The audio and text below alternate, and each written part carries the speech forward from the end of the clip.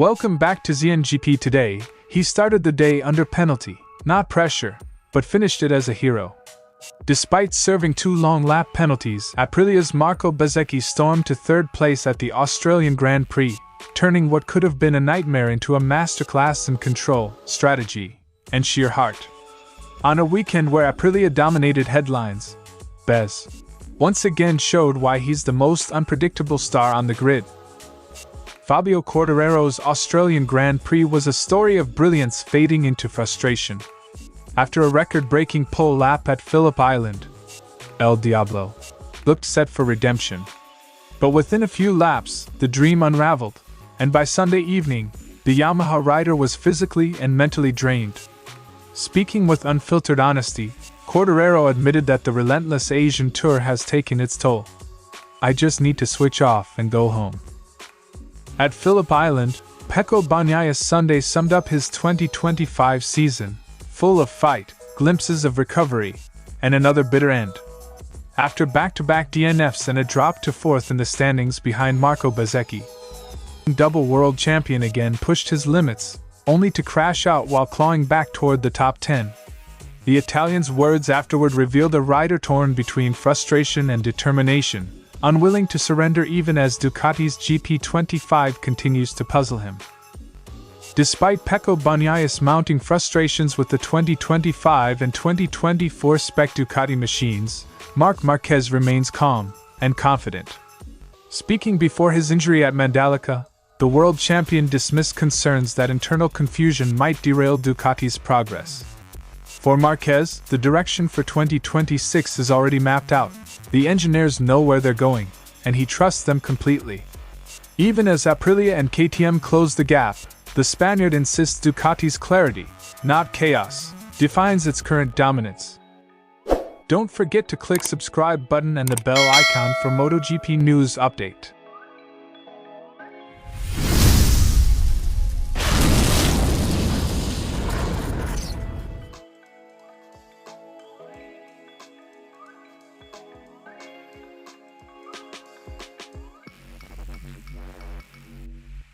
Bezzecchi entered Sunday's main race carrying the weight of 2 long lap penalties, punishment for his Mandalika clash with Marquez. Starting from the front row, he briefly led before serving his penalties on laps 5 and 7, dropping to 6th place.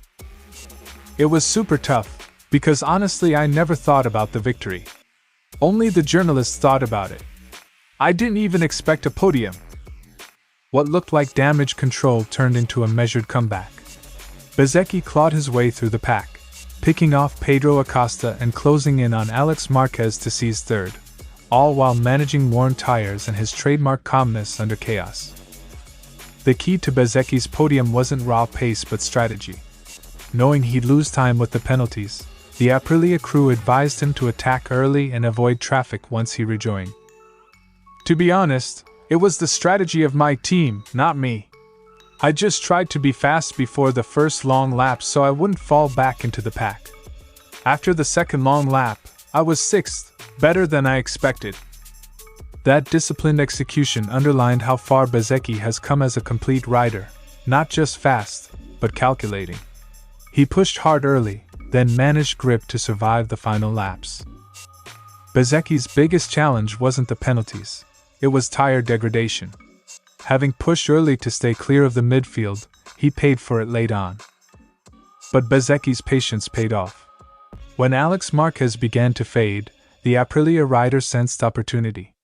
His late charge for the podium, against younger rivals and softening rubber, showed trademark grit, the same that powered his sprint win just 24 hours earlier. With Bezzecchi's podium and Raul Fernandez's shock win for Trackhouse, Aprilia's weekend at Phillip Island was one for the history books. The Italian factory not only beat Ducati on pace but also on composure. Bezzecchi's humility contrasts his growing authority on track. He avoids comparisons but can't ignore the scoreboard. He's now climbed to 3rd in the championship, overtaking Pecco Bagnaia after the Ducati Stars crash. Bezzecchi's Australian Grand Prix wasn't just another podium, it was proof of maturity. A season that began with inconsistency now shows a rider who can adapt under pressure, manage penalties, and still finish ahead of factory Ducatis.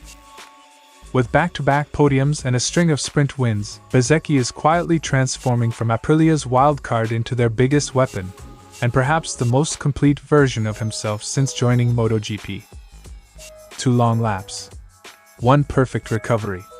Marco Bezzecchi turned punishment into performance, echoing his trademark mix of resilience and raw joy.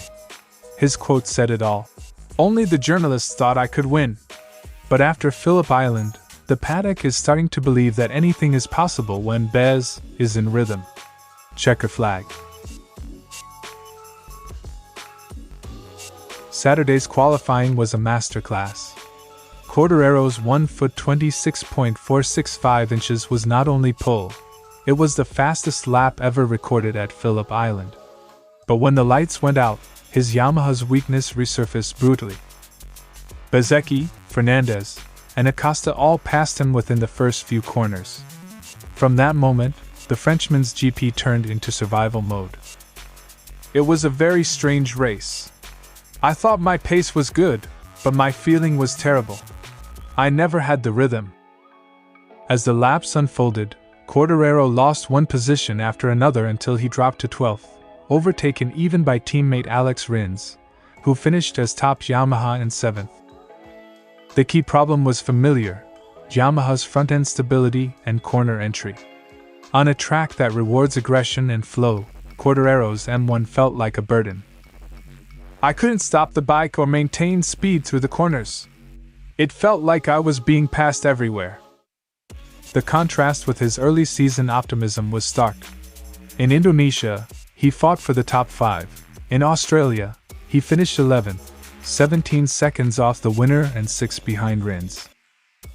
For a rider known for his analytical calm, Quartararo's post-race tone was uncharacteristically weary. "I don't know what happened. I never felt this bad at any point this weekend. Let's see what the team finds in the data." His comments reveal a deeper issue, not just mechanical, but mental. Weeks of travel, inconsistent performance, and Yamaha's slow progress have worn down his usual resilience.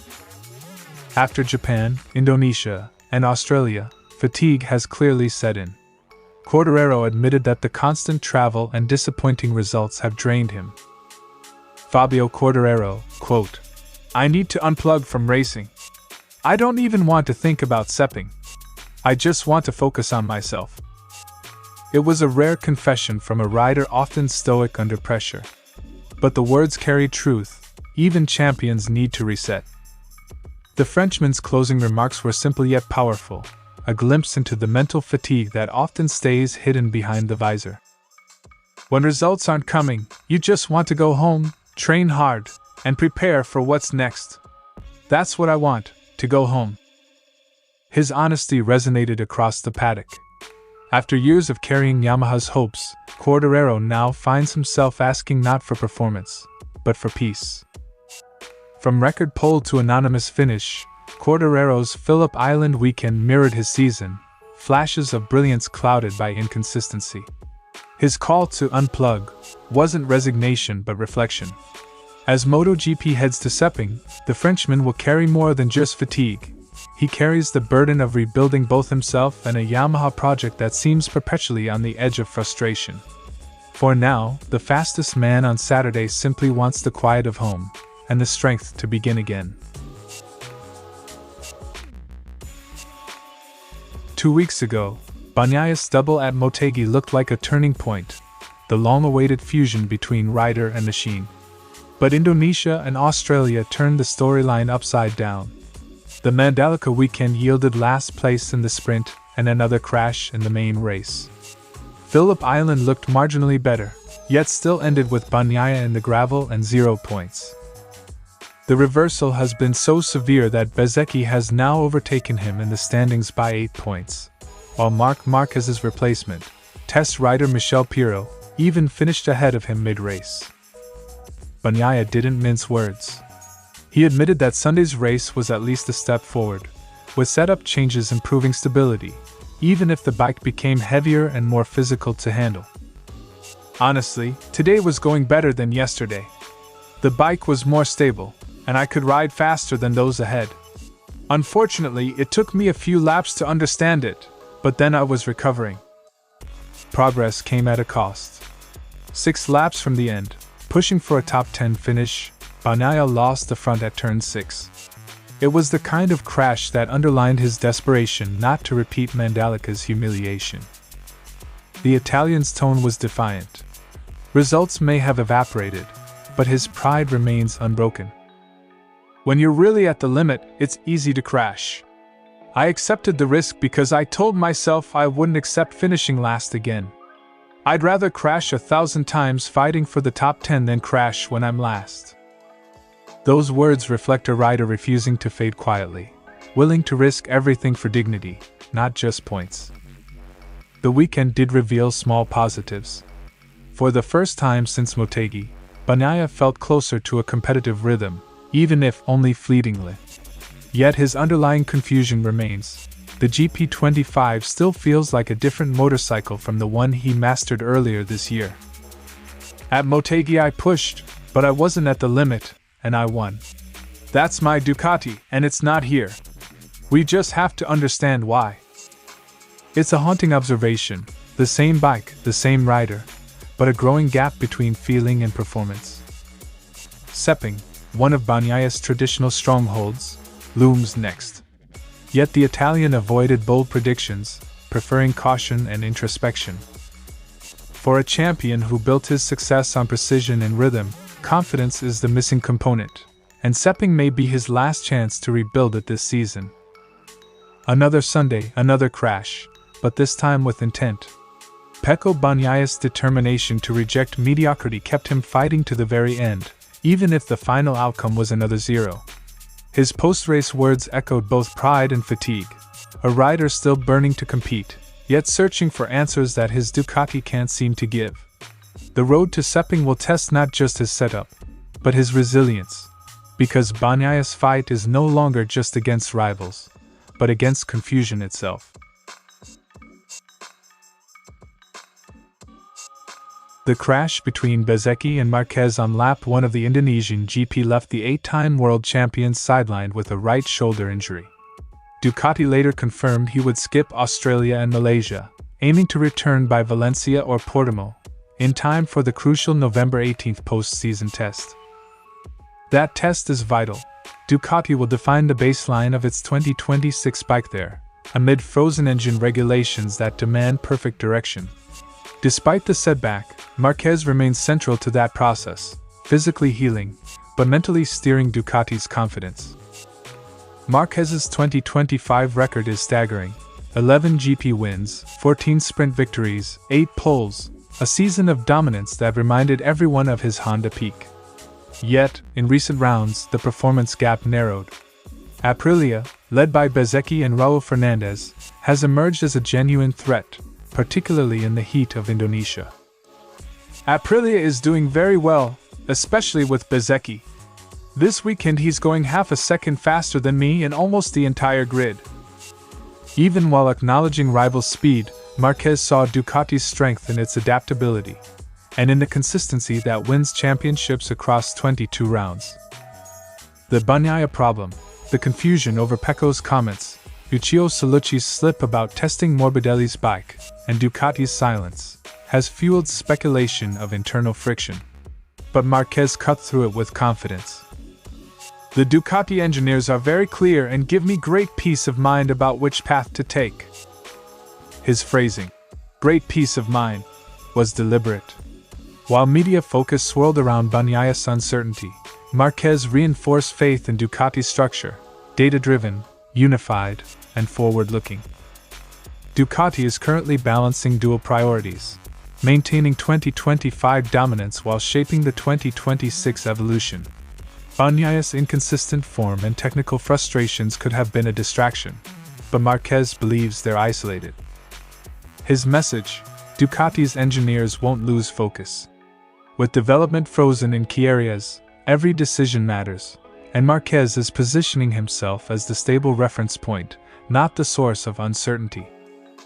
Beyond lap times, Marquez's comments underline his managerial insight. Success comes from clarity, not chaos. even acknowledging that Aprilia and KTM are getting closer. He sees Ducati's dominance as rooted in structure and direction, qualities that survive even when one rider struggles. The ideal is a well-balanced bike, but Ducati is consistent, and that's what wins championships. With the title already secured, Marquez is not just the face of Ducati's triumph, he's become the symbol of its composure under pressure. As Bagnaia searches for answers, Marc Marquez is delivering them, calmly, indirectly, and with the authority of a champion who trusts his team completely. Ducati's clear path may face turbulence from rivals and internal noise, but Marquez's belief anchors it. For Bologna, the message is simple: keep the line, follow the data, and let the results speak, just as they have all season. Thanks for watching ZNGP Today, and this is your MotoGP news update. And see you next time!